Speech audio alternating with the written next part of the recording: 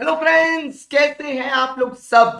मैं आ गया आपके सामने कानूनबाज का नया एपिसोड लेके, और क्या लवली रिस्पॉन्स है दोनों एपिसोड्स का, एकदम फाड़ू। और मैं जैसे मैंने प्रॉमिस किया था कि मैं आपको बताऊंगा कि किस कौन कौन विनर्स हैं और सबसे पहले किसने गेस किया था।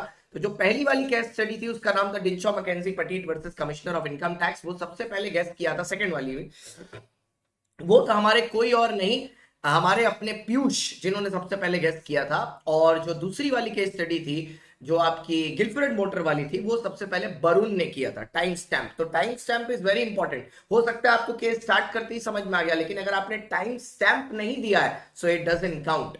तो आज की केस स्टडी क्या है? आज की केस स्टडी और भी भयानक होने वाली है, लेकिन उस केस स्टडी को बताने से पहले मैं आपको थोड़ा सा ना कुछ एक कॉन्सेप्ट बताऊंगा, और उसके बाद मैं आपको केस स्टडी बताऊंगा। क्योंकि वो केस स्टडी के साथ वो कॉन्सेप्ट का जो मेल है, जो तालमेल है, वो बहुत ही गजब है। जैसे अब शुरू करते हैं। हमें सबको पता है कि डिविडेंड क्या होता है। What is dividend? Dividend is distribution of profit. Distribution of profit, dividend कुछ नहीं है, it is distribution of profit. जो एक कंपनी पैसा कमाती है अपने बिजनेस ऑपरेशन से, ठीक है, उसका एक हिस्सा जब वो छोटे छोटे छोटे छोटे आपकी तरह प्यारे प्यारे शेयर होल्डर्स में बांटती है, तो उसको डिविडेंड बोलते हैं। तो dividend is basically distribution of profit which is earned by the company, which is earned by the company, by the company. तो ये तो पहला कॉन्सेप्ट हुआ इस केस स्टडी को समझने के लिए कि डिविडेंड क्या होता है। अब दूसरा कॉन्सेप्ट ये समझिएगा, जो डिविडेंड होता है, ठीक है, जो डिविडेंड होता है वो इंडिया में एग्जेम्प्ट फ्रॉम टैक्स होता है। It is exempted from tax, exempted from tax under section 1034।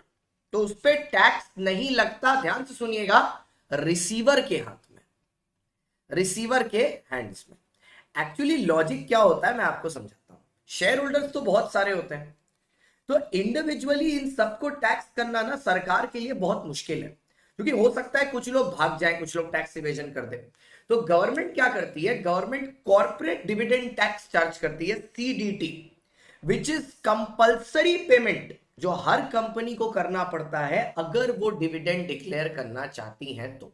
ठीक है, तो सीडीटी डिडक्ट करने के बाद, ठीक है, वो डिविडेंड जो बचा हुआ रहता है वो शेयर होल्डर्स को बांटा जाता है। अब ऑब्वियसली क्योंकि सरकार ने एक इनकम पर एक बार टैक्स ले लिया है, तो एक इनकम पर दो बार टैक्स नहीं लेगी। तो सरकार बोलती है in the hands of the holder it is tax free.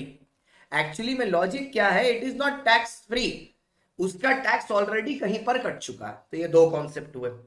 तीसरा कॉन्सेप्ट मैं आपको बताता हूं कि एग्रीकल्चर इनकम जो होती है, चाहे वो फार्मर कमाए, चाहे वो कोई कंपनी एंगेज्ड इन एग्रीकल्चर कमाए, वो इंडिया में एग्जेम्प्टेड होती है under 10(1). It is exempted income, मतलब उस पे कंपनी हो या एक पर्टिकुलर इंडिविजुअल, उसको टैक्स देने की जरूरत नहीं है। तो अब मैंने आपको ये तीन कॉन्सेप्ट बता दिए। अब चलता हूं केस स्टडी में। तो हुआ क्या? केस स्टडी का नाम आपको गेस करना है भैया। एक कंपनी थी, मैं उसको नाम दे रहा हूं एक्स लिमिटेड, ठीक है। इस कंपनी ने, it was a company which was engaged in agriculture. ये कंपनी पूरी की पूरी एग्रीकल्चर में एंगेज थी, ठीक है, एग्रीकल्चर में, खेती बाड़ी। तो इस कंपनी की जो भी इनकम होती थी, जितना भी ये लोग कमाते थे, पूरी इनकम टैक्स फ्री होती थी। उस पर कोई टैक्स नहीं लगता था, 1 रुपया का टैक्स नहीं लगता था, पूरी टैक्स फ्री थी। इट वॉज एग्जेम्प्टेड अंडर 10(1), ठीक है। जब ये कंपनी ने डिविडेंड डिक्लेयर किया, जब ये कंपनी ने डिविडेंड डिक्लेयर किया, तो उस पे इस कंपनी ने सीडीटी डिडक्ट किया, जिससे डिविडेंड का अमाउंट रिड्यूस हो गया। सीडीटी डिडक्ट किया तो भैया सारे शेयर होल्डर तो एक्सेप्ट कर लिए, लेकिन एक शेयर होल्डर था, उसने बोला, उसका ओपिनियन क्या था, पहले आप ओपिनियन समझिएगा। उसने बोला कि सर देखो, मैंने कंपनी में पैसा लगाया, ठीक है, कंपनी मेरा पैसा यूज करके एग्रो बिजनेस की, ठीक है, उससे जब कंपनी को इनकम हुई तो आपने बोला इट इज एग्रीकल्चर इनकम, और आपने उसको एग्जेम्प्ट दे दिया अंडर 10(1). तो मिस्टर का कहना था मिस्टर वाई का, इनका नाम दे देते हैं मिस्टर वाई, इनका नाम ही तो आपको गेस करना है। इनका कहना था कि जब ये एग्रीकल्चर जनरेटेड इनकम कंपनी के लिए एग्जेम्प्ट है तो इसी का तो एक हिस्सा डिविडेंड की तरह दिया जा रहा है, तो फिर यही सेम चीज पर सीडीटी भी नहीं लगना चाहिए, ये मेंबर के लिए मतलब शेयर होल्डर के लिए भी एग्जेम्प्ट होनी चाहिए। ठीक है, मुद्दा अच्छा था, मुद्दा गलत नहीं था, मुद्दा एकदम सही था इसका। मैं तो बोलता हूं बढ़िया क्वेश्चन रेज किया। ये केस गया सुप्रीम कोर्ट में। ठीक है, अब सुप्रीम कोर्ट ने क्या बोला सुनना। सुप्रीम कोर्ट ने बोला कि देखिए, पहली बात, आपकी बात एकदम सही है कि ये कंपनी के लिए एग्रो इनकम है और वो 10(1) में एग्जेम्प्ट फ्रॉम टैक्स है, कंपनी को एग्जेम्पशन मिलना चाहिए, एब्सोल्युटली राइट। ठीक है, और आपकी ये भी बात सही है कि शेयर होल्डर के हाथ में डिविडेंड टैक्स फ्री होना चाहिए, टैक्स फ्री होना चाहिए, तो वो तो ऑलरेडी है अंडर 1034, तो ये भी बात सही है।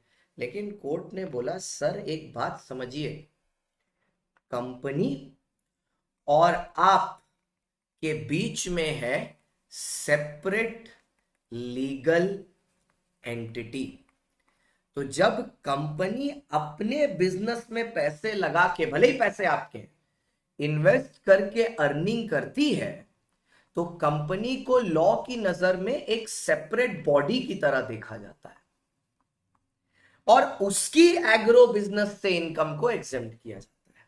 लेकिन जब यही कंपनी आपको डिविडेंड देती है तब आपको भी सेपरेट बॉडी की तरह ट्रीट किया जाता है, और आप तो कोई एग्रो बिजनेस कर नहीं रहे, आपने तो इन्वेस्टमेंट की है, तो भैया उस इन्वेस्टमेंट पर जो आपको गेन हुआ है it should be subjected to tax.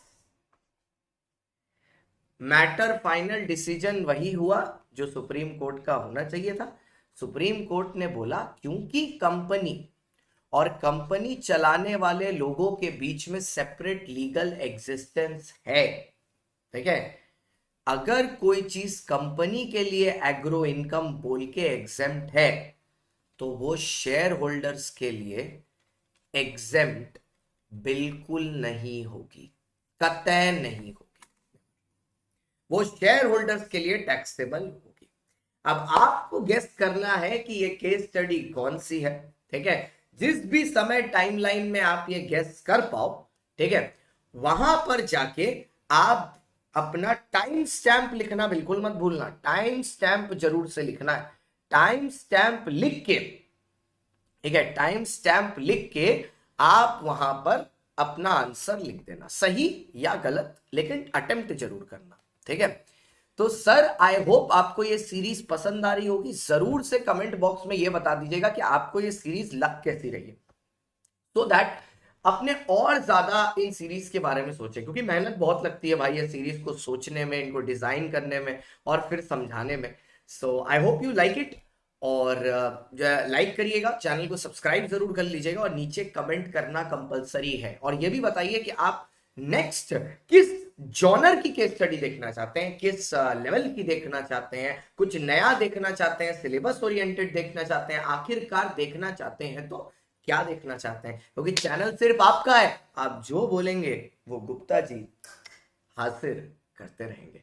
So see you in the next video guys, thank you so much for watching. Please नीचे जो बेल आइकॉन है उसको टंग टंग बजा दो ना यार, और मिलते हैं अगले वीडियो में। Bye bye, see you, tata guys.